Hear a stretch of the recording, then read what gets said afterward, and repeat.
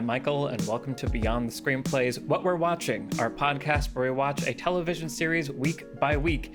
Today we are talking about the season premiere of The Last of Us Season 2, Episode 1, titled Future Days, available on HBO Max. I'm joined by the Beyond the Screenplay team, Trisha Arand. Hello, everyone. Brian Bittner. Hello, hello. And Alex Calleros. Hi. All right, so we're here and we're diving in. I'm very excited to talk about this season. The first season of The Last of Us was really, really good, and it was fascinating to see a cinematic TV show adaptation of a video game done at this level of quality.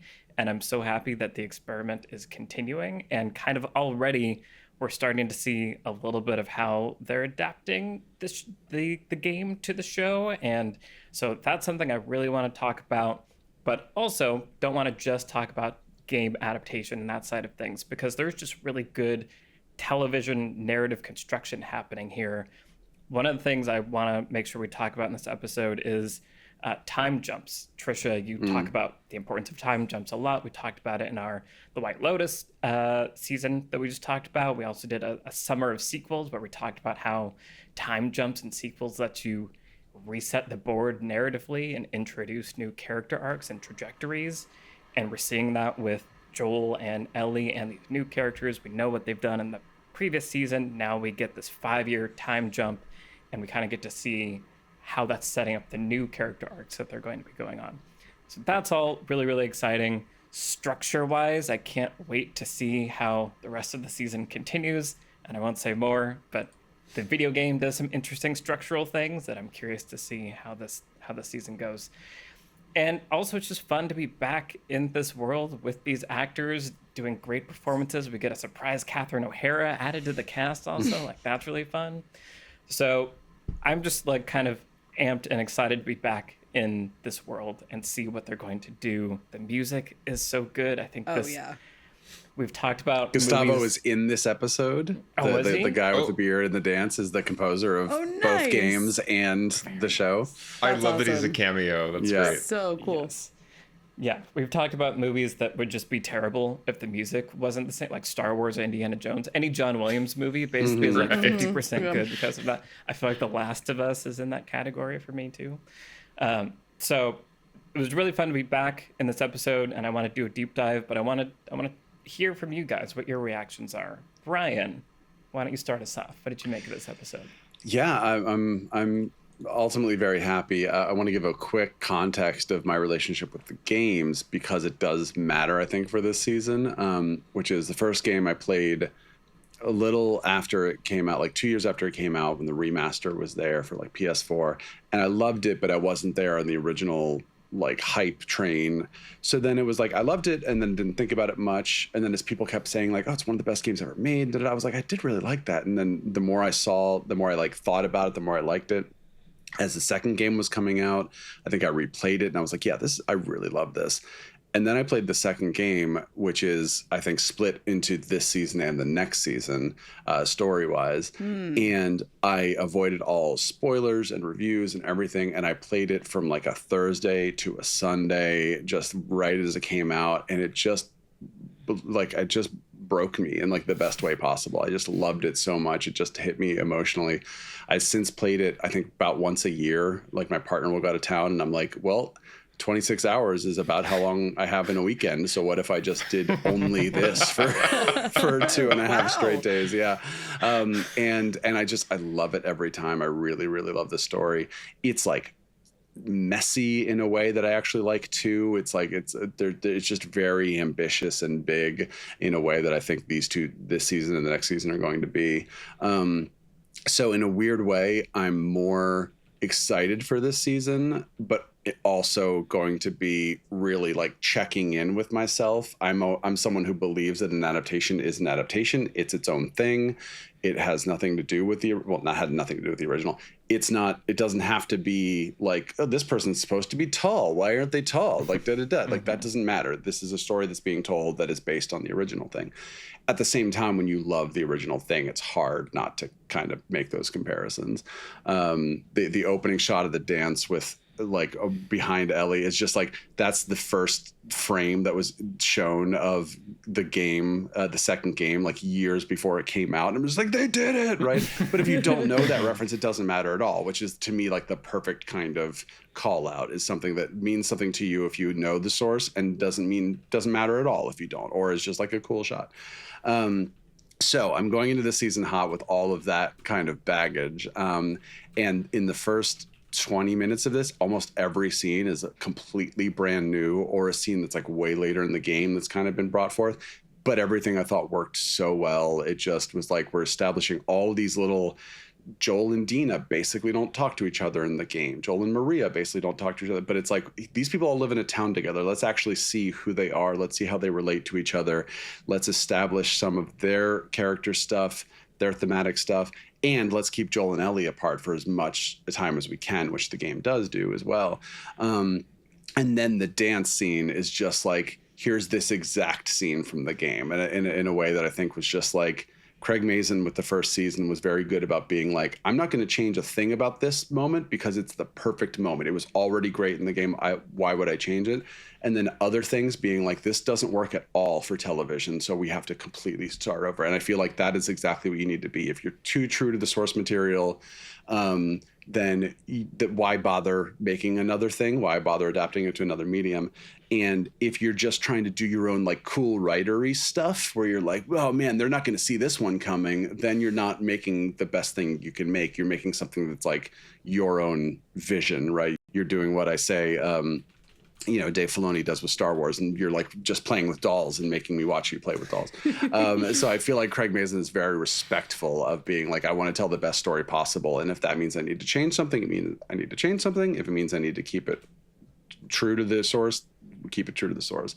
So all of that to say, as a big fan of the second game, where it's maybe my favorite game in the past like decade, I am really happy with the casting choices. I think Caitlin Dever is going to be a great Abby, and I can't wait to see more of her. And I just really feel like they're going out strong, and I'm just so annoyed I can't watch the next episode right now. Yeah. Yep. I have to talk to you people instead. Yeah. Yeah, the worst. Yeah, here we are. We're glad you're here too, Brian. You can just replay the game every weekend Right. after you watch. Yeah. Awesome. Okay, Alex, what about you? Yeah, very similar feelings to Brian. I continue to be so impressed with the skillfulness of the adaptation here, because just as you're saying, Brian, it's so fun to go into this episode not knowing what to expect. Is it going to be, scene for scene, the opening of The Last of Us 2, is it going to be different? And it just feels like all the choices here are the right choices, where, as you said, we do have these set piece moments that are so memorable from the game, that are so beautiful and perfect in the game. Why would you change them? But we get all these new characters, and kind of we're fleshing out the world of Jackson, which in a game, you're wanting to get to the action, you're wanting to get to kind of the more the gameplay elements sooner. In a TV show, we actually want to understand this place, understand the people in this place, the community in a deeper level. And all that is in the game, but it's you're walking through the community and kind of seeing ambient environmental storytelling.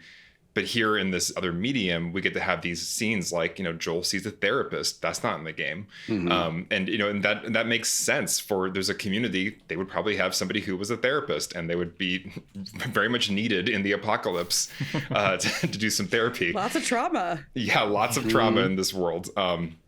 So yeah, I am so sold basically on this season already. Every time a show comes back for a new season, there's always a little bit of anxiety of, oh God, they pulled it off in the first season.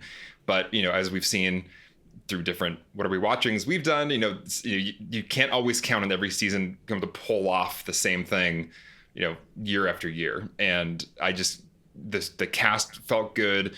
Bella Ramsey, is growing into the role of Ellie as Ellie is growing. Like, I was a little bit worried of are they going to still feel too young for Ellie? There's a lot of talk on the internet about is basically is Bella look old enough, and I think she's embodying Ellie in this moment in her life like really, really well. And I was really impressed right off the bat of like, oh, Ellie does feel different already this season. Like Ellie is not relying on Joel, is not this kind of like looking up to Joel individual. Like Ellie is now her own woman and has this kind of ferocity that is like a new energy. So anyway, a lot of things that I was like nervous about are like, oh, can they pull it off? It's like they're pulling it off, and I have a complete trust now in the creators of where they're going to take us this season. Yeah, with Bella Ramsey in particular, I remember being worried about anybody else playing Ellie because Ellie is an iconic character from the game, but Bella Ramsey, they did an amazing job, and I'm totally sold with them as Ellie now. Like, this is their Ellie, and I like that so much. And kind of on the adaptation train, it's like, yeah, this is a different Ellie than the game Ellie, as far as just the feel, the vibe. But I really like this Ellie, and it's a really cool choice for an Ellie for this show and for this world. And there's even scenes, with the kind of Bella Ramsey version of Ellie that feel a little bit different in a cool way. And it feels like, oh, that's the fun of adaptation, is it's the same character, the same source material, but with a different actor, you get to kind of play with a different aspect of the character, or even the same lines that are being said, that were said in the game, take on a different meaning a little bit with a different actor. So that's part of what's really fun about this, is just like, as a fan of the games, seeing new people inhabit these characters and kind of breathe a different aspect into them. Yeah. It's also a weird thing where if you've read a book and it's adapted, you kind of pictured who that person was in the book, but then you're going to see like an actual actor play that person.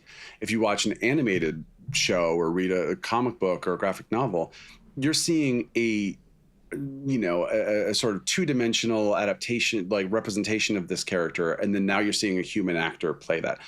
But the way video games are now these days, it's like Joel and Ellie are like fully formed people that we have seen and have spent 12 years now seeing. So then it's like when you're like, no, they look like this now. You're like, no, they don't. They look like this other human, but that person doesn't exist. Like the actors exist who did the mocap and did the voices, and they're in the first season. But like we have these like actual full faces that we are now used to seeing. So when I saw Abby's group, I was like, who are these clowns? Like I was like, that's not Owen, that's not Mel. But it's like, no, of course they can't cast the video game people because those aren't real things. Well, because even the actors who play these characters don't look like these characters in the video game. Yeah, that's people kind of forget that, but it's like the Ellie from the game, her actress does not look like that. She actually plays Ellie's mom at the end of the last season, and so it's just like people, I think, grow so attached to these video game avatars because they are so, the performance capture is so good now. It just feels like watching actors, but they don't exist. They are animated. Except for Marlene in the first season, and now Isaac in this season. So we do get a little bit of the people actually playing their own roles. Yeah, that's great. Yeah. So we've clearly all played the game, but there are also people in the world who haven't, who are also watching this show. And one might even say this show is maybe more for them. I'm really, honestly, more interested in that aspect of it. So not to, make Trisha represent everybody in the whole world. But Trisha, tell me about this episode. Well, as everyone, Who better to represent her? Oh boy. Hi, I'm new. You guys love The Last of Us. I already know that because I've been around you for a while now. And I've been exposed to the story and the story world tangentially through all of you. So I wasn't totally in the dark about it, but at the same time, those who know me know I am nervous about violence, gore, zombies, children in peril, and a variety of other horrifying aspects of fungi. Yes. In this episode, creepy creepers crawling silently, like scampering, scary monkeys. Try playing a game with stalkers. No, it's not for me. No, it isn't. It's not for me either, but I do it. Wait, what are these things called in the game? Stalkers. They're called stalkers? Cute. Yeah. Okay. Great. But it's fascinating to hear you guys talk about how you're receiving this episode versus how I'm receiving it, because I'm just like, ooh, new TV, good. Yeah. And I'm also. Well, you just watched the first season. Exactly for the right. first- Yeah, that's what I was going to say. So I was nervous to watch the first season when it came out because of all of my scaredy catness. And so I didn't do that. And then you guys were like, hey, the new season's coming out. We really want you to watch it and do this podcast with us. And I was like, okay. And so I did, like, in the last couple of weeks. So I've caught up on the first season. I had a blast. It's wonderful. Like, I was really surprised and moved by the first season, and it's so much more than a zombie show. And you all had told me that it's really mostly a character drama, and it is. And I can feel the video game-ness in its DNA and in its construction of scenes and sequences, and it doesn't bother me. I think it's really cool the way that it keeps the DNA. It doesn't totally reinvent the wheel about what it is. I can see, like, oh, we're going to fall into this thing now, or like climb into this thing now, and there's going to be some zombies up in here and we're going to have to fight them. I get that that's what video games are, but it never feels like I very rarely feel the story straining to incorporate its like game roots. It all feels like effortlessly done, and manages for the most part to keep the characters at the center of everything and to keep the character journeys present. And so when a situation like an action sequence is unfolding, again referring to the first season here, but also in this episode too, I am tense because jump scares, horror things, I know things are going to go bad. I know this is a video game, so whatever's in here is not going to be chill. But like, I'm also concerned for characters that I know and care about. And nearly always, the characters themselves are in a situation outside of the context of this dark building where there's something scary around the corner that I'm also preoccupied with, and wondering what the choice they make here is going to, where it's going to take them next on the character journey. And I can't wait to get into that with you guys about this entire season, because that's the most brilliant part of all of it to me, is that there's so much context surrounding the like action scenes and sequences, that the dramatic choices that are being made in the scenes and sequences are never just about what's Ellie going to do in this moment, what's Joel going to do here now, how are they going to get out of this thing trying to infect them, for lack of a better word. I was going to try to more colorfully describe what it is to be an infected in this world, and it's beyond my description. So, but I'm all of that is about something so much bigger than just the hand-to-hand struggle of this or whatever. The climactic, I guess it's like, it's actually not the climax. It's really, because the climax is really at the dance. But the sequence here in the season opener, where they go into the market and then we meet that stalker and all that stuff.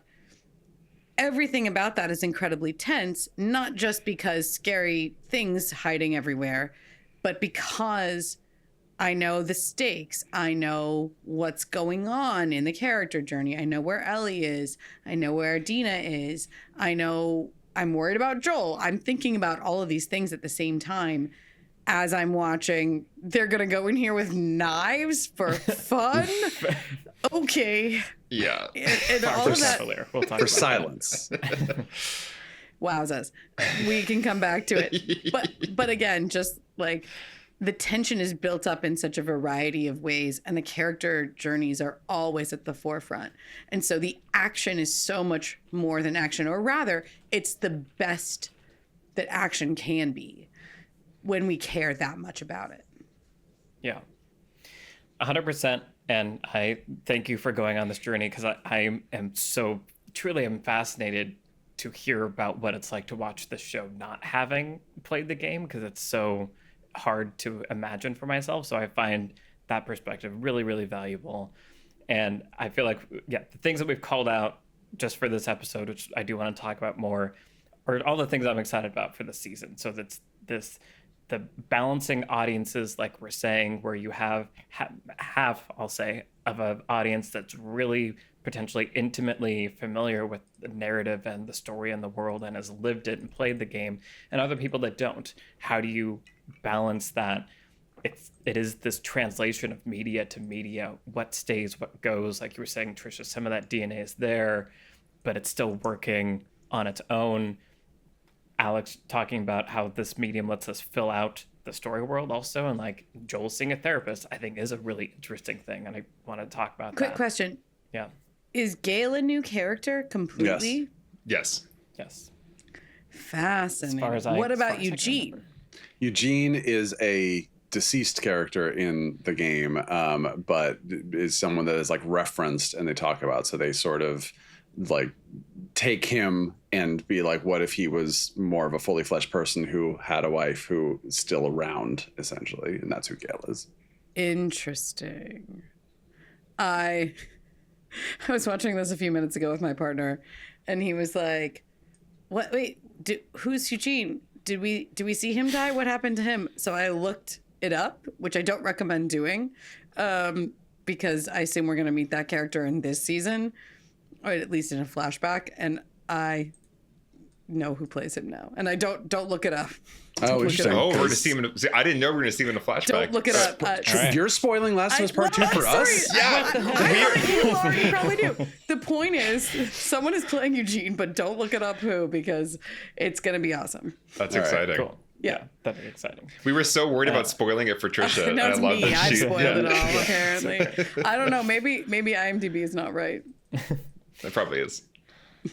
And then, yeah, just to wrap, just like the character journey is always being at the forefront, even in action. I think, especially in action, I do want to talk about like the action sequences in this show and in this episode, and how in some ways I think they're great. Other ways, I am a little disappointed by them, but it doesn't matter because narratively they're doing the more important things.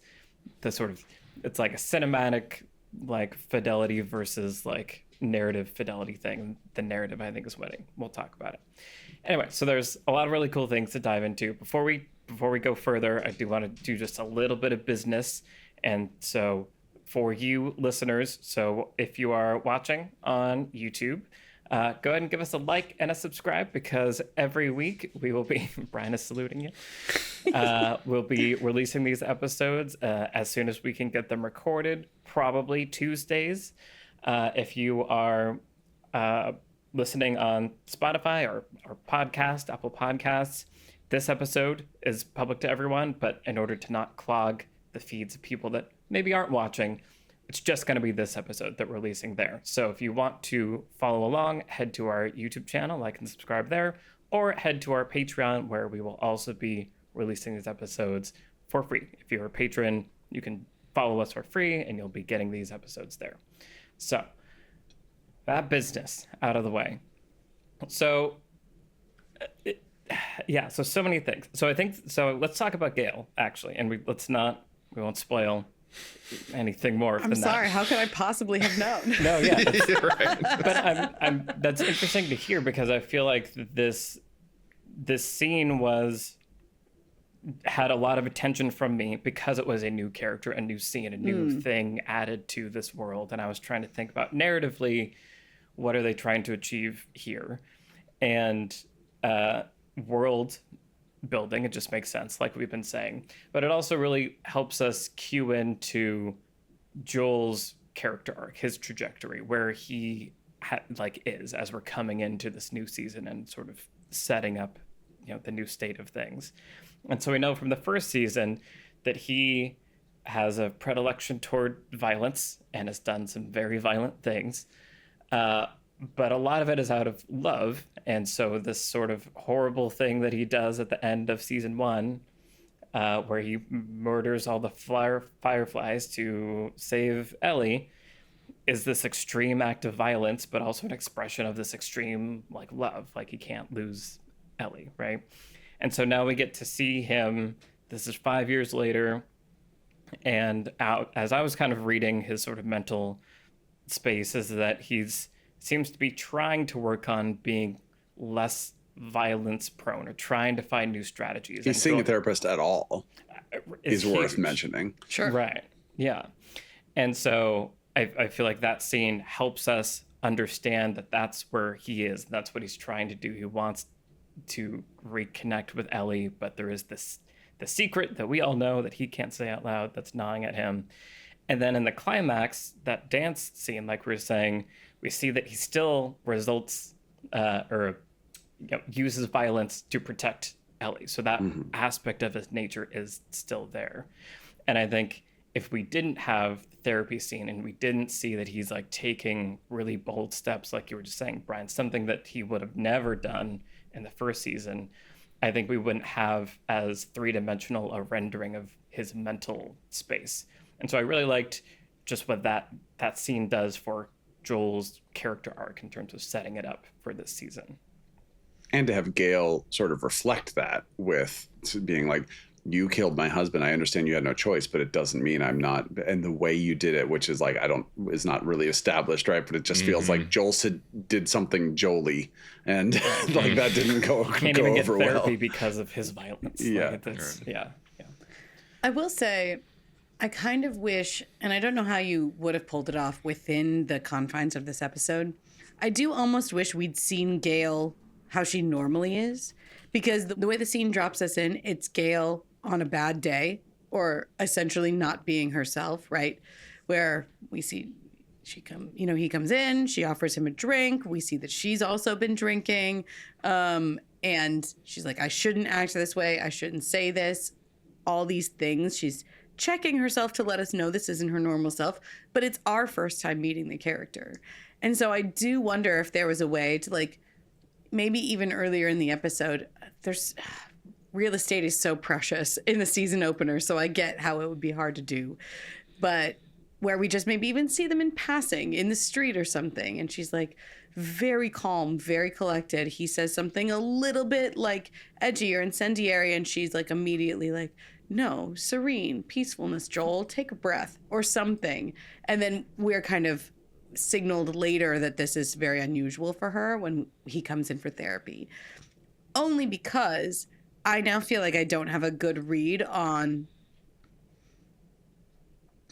that character and how important she is going to be or not be for the arc of the season.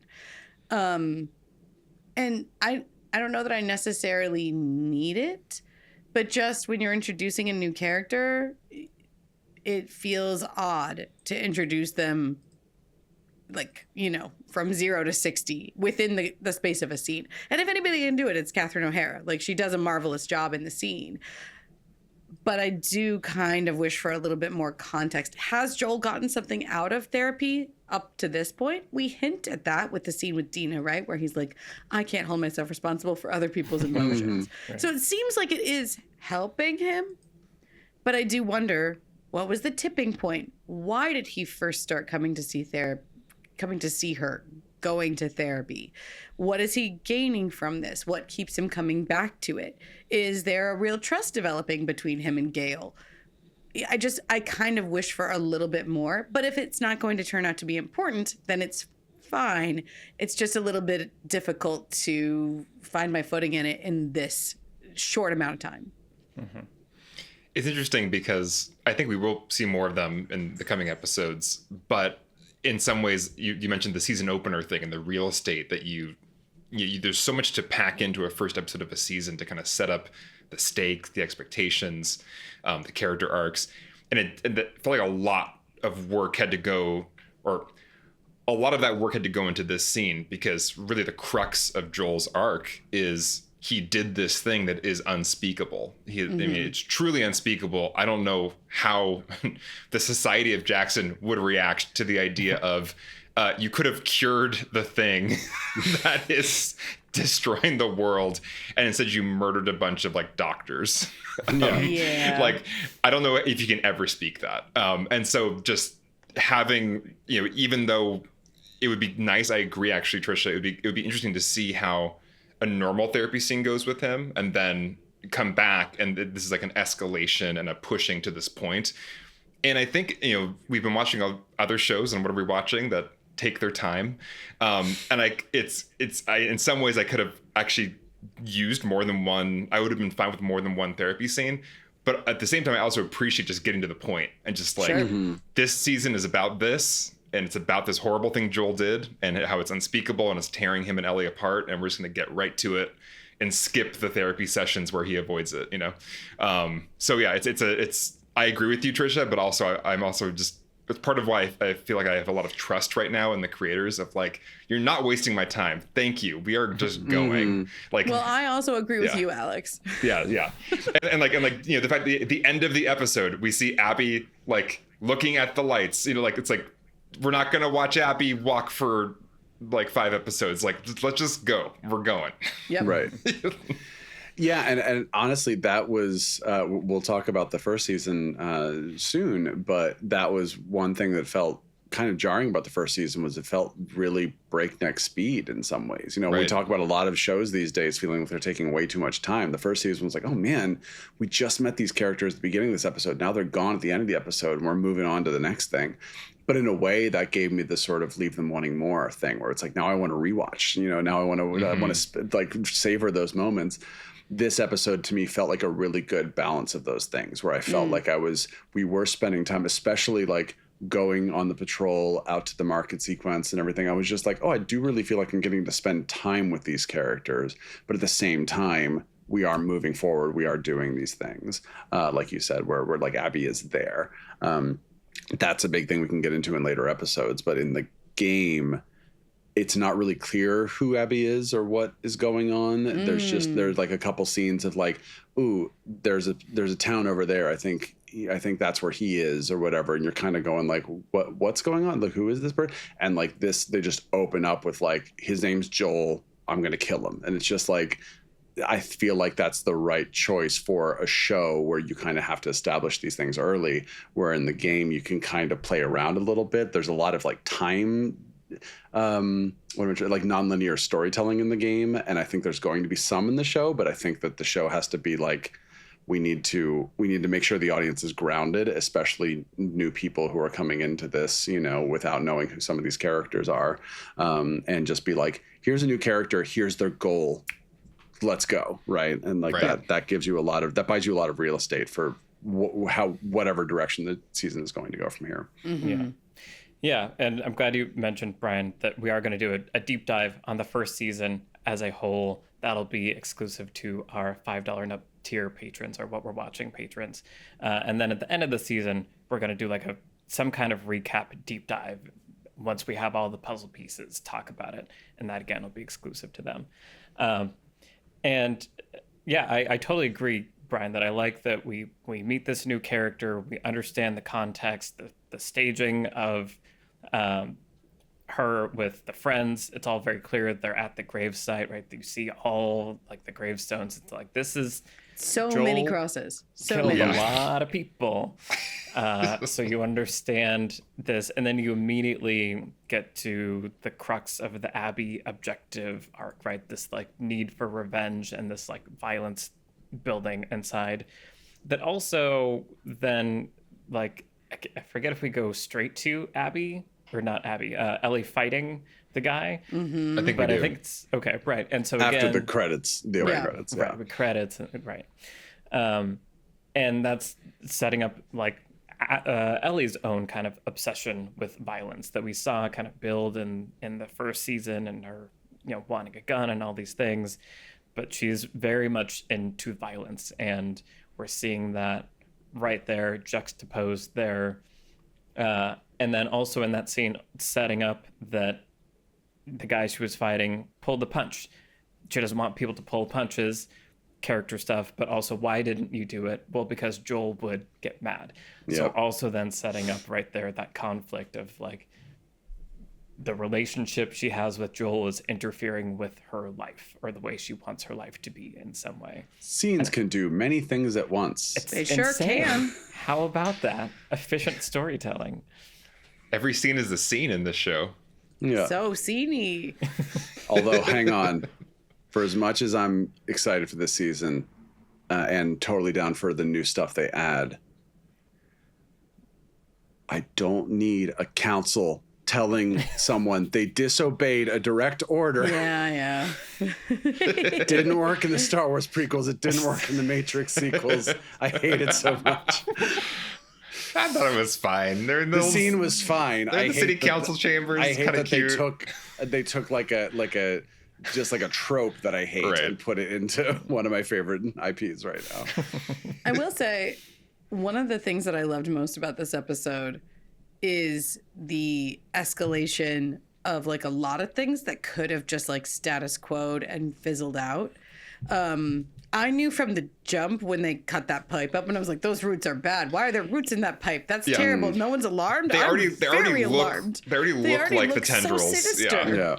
I was No. just like, no. And these roots are in Jackson. They're in the city. This is very bad. And everyone's just like, well, construction problems. No, so much bigger. So I love that. And then you have, Abby and Co showing up. Right at the end, that's bad. Things inside the colony and the situation also very bad. Like there are a lot of problems, and it, if you want a dramatic TV show with a lot of momentum, just setting up conflicts, like there are just so many conflicts. There are no shortage of conflicts, like from the A plot, B plot. I couldn't even tell you which one is the A plot right now, to be honest. It started with Abby and her friends so I assume maybe they're the A plot that's coming here to try to kill Joel. That feels like a big one, but also we have smart zombies now. So there are 5 angles of conflict at least that are introduced. Love in triangle being hinted at. Yeah, right? there's the love triangle problem. Yeah. There's so many problems. It's great. Like, I love drama. Just keep throwing wrenches in it. It's so good because every single scene, like something's gonna come out, right? Mm-hmm. And we talked a minute ago just about scenes being scenes, and when you have people with conflicting desires, and then you have escalating pressure. That's drama. There's escalating pressure from a wide variety of angles, and everybody in the scene facing the pressure has all of these different desires and goals and plans and hopes, and it's all just going to come out in basically every single scene. So, and especially the containment piece too. Like then you also have this very contained world, which is explorable, right? Like you can venture out, you can do an alpine run, you can go to Seattle or wherever, but like you still ultimately are going to have a pretty confined world of the show because it just is like a circle of light around these 2 characters and we can't see anything beyond its edges really. Right. Yeah, I feel like an easy thing, the thing that happens a lot of times is screenwriters go, I need to get from point A to point B. So what's my like conflict that's going to get me there? Or what's the one thing, right? And then I almost feel like the other end of that spectrum is kind of what you're talking about, Trisha, which is like, what if everything that could be a problem is a problem? Like let's just do that as a mental exercise, and then start peeling things away until we have something that feels really rich, like you're talking about. I think Breaking Bad was really good at this about being like everything that could go wrong, that's just like we're gonna light a whole bunch of fuses and they're gonna go off at some point. We don't know when, right? And that very much feels like what we're dealing with here. Mm-hmm. Yeah.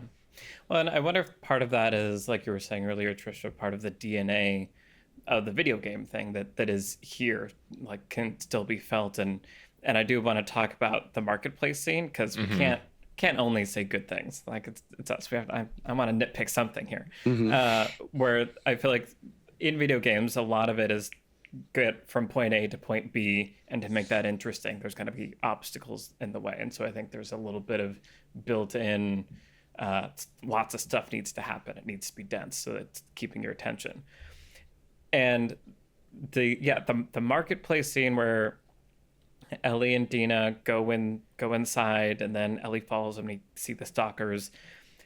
I was like kind of frustrated by, because it felt the character motivations didn't feel bulletproof to me in that moment. They were just a little too cavalier about all of this, and I understand that that's their characters and that sort of a general motivation for Ellie or things she wants to be expressing. But also Ellie's lost a lot of really meaningful people to, like, you get bitten and then it's over. Like, that's as normal as things might be, that's still like a pretty big threat. And so there was a disconnect that I was feeling as an audience member with the characters of, like, I understand this is a really dangerous situation. They don't seem to as much. And that threw me a little bit. And just the construction of it felt video gamey to me, and partially because it The was bottle.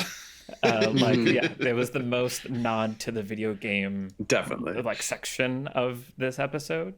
I do ultimately like that it did story stuff, it moved the plot along. Ellie gets bit, and so now that's a thing that she's gonna have to hide from people. We'll see how that plays out. It reveals the stalker, the smart zombie thing. And it was this weird thing where going into that sequence, I was like, okay, yeah, all right, let's do this thing. By the end, though, I was really like tense and afraid because there was something about the way it was being done that didn't feel familiar by the end.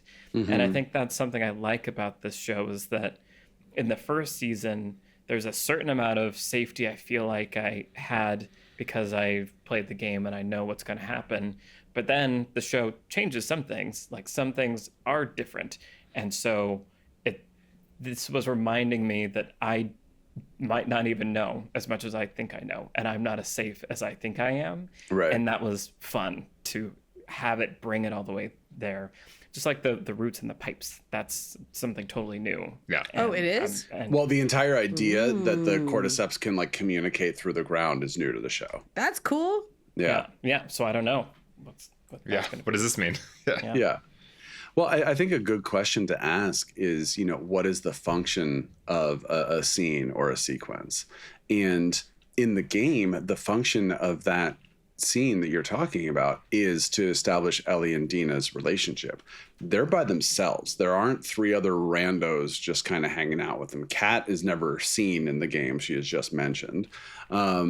And so they're just by themselves, they're bantering, and then they're working together. It's the video game thing of like, if you stealth this guy, then Dina's going to show up and like stealth this guy, right? You're like, ooh, this is really cool. We're working together. And then by the end of that sequence, you feel like, oh, this is a person. This is my partner. Like I like this person. I care about this person. That's where Dina starts being set up. But I feel like the function here is a little bit of that. We have them kind of being like doing their little sign language kind of. You can there. For so long, that beat is really long. I know, but it's really like, funny. It is funny. Just, but then they get separated, and as you said, Michael, now the function of this sequence is to do something else. It is to establish these, the smart zombies and a couple other things. I also feel like I was surprised by how little infected there were in the first season. There's like the clicker sequence and then the bloater sequence, and then there was just like episodes where it felt like there was nothing, and that's okay because that's not what this story is about. But a lot of times what happens in the game is like interesting character cutscene, then get from point A to point B, fight some stuff, and then interesting character cutscene, right? So if you're adapting it, you're like, well, we don't need the go fight some stuff, but then you just are like, oh wait, we just have a bunch of interesting character cutscenes and no zombies in a zombie show, right? So you kind of have to find that balance. So that was what was fun for the stalker scene for me too, was like I want a little bit of that. I want a little bit of just like we're stealthing around, we're fighting things. Yeah. I think I agree with you, Michael, that the part that bumped for me the most was just kind of the energy coming into the sequence from those characters, because I get that there is this thing of like they're rebellious, they're kind of, let us go be independent and do our own thing. But these are horrifying creatures. You're greeted outside this market with like a Game of Thrones macabre like arrangement of bodies around a bear with its like intestines spilling out. And they're just so cool about it. And it's like, and Bella Ramsey especially should be concerned about that. Yeah, right, exactly. Yeah, but I mean, and once again, with Ellie, there is, of course, the secret that like she can get bitten and will not be infected, and so it makes sense in a weird way that she kind of has less fear than other people. But I mean, these things can still rip you apart, and also Dina, Dina shouldn't be as cavalier as Ellie. Like, I think that it was a little bit weird to me that there was no difference between them going into that situation. I think it would have been interesting to see at least them have a different scale of this is stupid or smart or fear, but then still agreeing to it together because they want to impress each other or something. So yeah, I think there's like a little bit of that. Like Dina is the one that kind of raises like, is there only one in there, Ellie? Oh, I hear two. Like, so there is a little bit of that. It's subtle, but I agree. She was being a little smarter about it, but but still, yeah. I think, but once we got into that sequence, it was accomplishing the kind of narrative goal of I like them together. They're a fun couple. They have this partnership. They're goofy. So even though the stakes felt like too high for the character scene we were getting, I appreciated that I had that character scene, because then that earns the dance sequence. You know, if we didn't have that sequence with them working together and goofing off, we wouldn't kind of be excited or happy for that dance sequence moment. Mm-hmm. Yeah. So many things to look forward to. Very excited, very curious as this season progresses. 7 episodes this season, which is, I'm curious to see how that paces out, because I agree, Brian, the first season felt breakneck, but also going through it, I was like, oh, but there is so much in this game. Like, there is a lot to traverse. And I'm very curious to see how it goes. I do want to call out just that teaser, that dance scene. As Brian, you said at the beginning, that was like the first like teaser that they released for the game. It was like kind of not the very first teaser, but the first thing that actually ended up in the game itself. Right. Yeah. And I remember when that dropped, and I was just like, this is like so beautiful and amazing. And I was like touched by it. And then it's bookended with this like horrifying violence of gameplay. And I feel like it's just one of the best, if we want to call it a trailers for a game ever, because I feel like it does capture all of what The Last of Us can be and is. And it was cool to see the show doing that also, and recreating that moment like faithfully, and hinting at some of the violence that of course will be coming as well. Quick math thing, which is the time of the games. The first game is about 13 hours. The second game is about twice that, 26 hours. And then, so the first season is like 9 to 10 hours. And you have the Bill and Frank, you have the Riley flashback episode, and you have new characters like Kathleen. So that's part of it, is that you're taking a game that's like 13 hours, a lot of which is gameplay. So maybe like this many hours of story, but then you're adding new stuff, and then you're trying to tell all that in 9 episodes.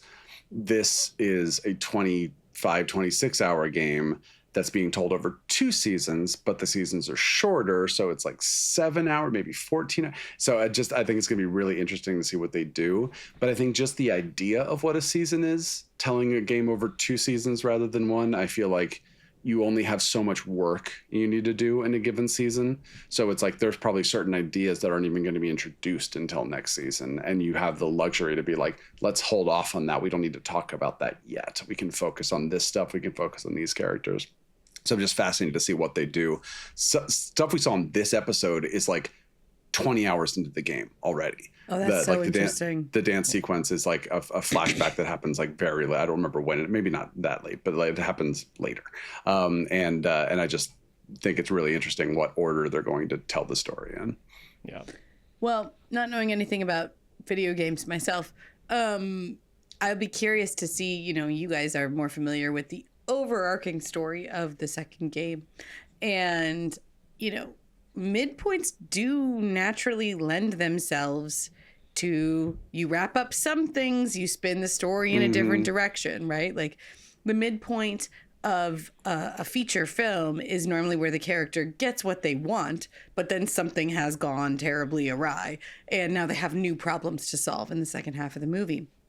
So it makes total sense to split something up that way. Look at all of the movies these days that are part 1 and part 2, presumably, of the same story. Do all of them earn that? I don't know. But there is something about a midpoint that feels like a natural break. And so I'm sure you guys have some sense already of broadly where this season will break and lead into we next have season. we have a very strong sense of what the midpoint of the game is, which is Gotcha. an incredibly punch you in the face midpoint, but I have no idea how they're going to adapt that to this medium. Oh, I It's can't going to be wait. hard to figure out Yeah. when we can openly talk When we can talk about things. all Yeah, of it. exactly. I think we'll know when we know, but Uh-huh. until then, I don't want to say too much. That's part of Nice. what's so exciting about being on this ride with Craig Mazin and Neil Druckmann, because it just feels like we're in good hands, and they're going to make surprising choices. So even though, we expect these things, I feel like they're going to throw us for a loop with something even more interesting for the TV show format of here's how we end it. We'll see. But talking about midpoints, Last of Us Part 2 has one hell of a midpoint. Yeah. I'm so excited. Yeah, this is going to be good. This is going to be a good ride. Cool. All right. Well, this has been our conversation about The Last of Us Season 2, Episode 1. To make sure you don't miss anything, head over to the Beyond the Screenplay Patreon or head to the YouTube channel, like and subscribe to make sure you don't miss any of those episodes that we'll be releasing as soon as I edit them. Depends on how much sleep I want. We want to say a big thank you, as always, to the patrons that make the show possible. Thank you to our producer, Vince Major. Thank you to our editor, Mike Worth, and the whole Nebula Studios team. I'm Michael Tucker. I've been joined today by Trisha Rand, Brian Bittner, and Alex Calleros. And we will see you next week for Season 2 of The Last of Us, Episode 11 of the whole... It's interesting. Sorry. Oh. It's interesting how they're numbering it on the Wikipedia, where they're calling it Episode 10. As if they're kind of all like chapters, maybe, because there were 9. Anyway, Season 2, Episode 1, or Episode 11. Anyway, we'll see you next week for the next episode. Well, next week's Episode 2 of Season 2. Right. Yeah. I hate everything that just Do happened. we know what it's called? We don't. It says TBA. Yeah. This Okay. episode was called Future Days, which is a Pearl Jam song that's featured in the game, but wasn't in this episode. So look, it's already complicated. Wow. Okay. All right. All right. Lots to unpack. We'll see you next week for sure. Or will we? Maybe we'll just quit. Bye, everybody. Bye-bye. Bye.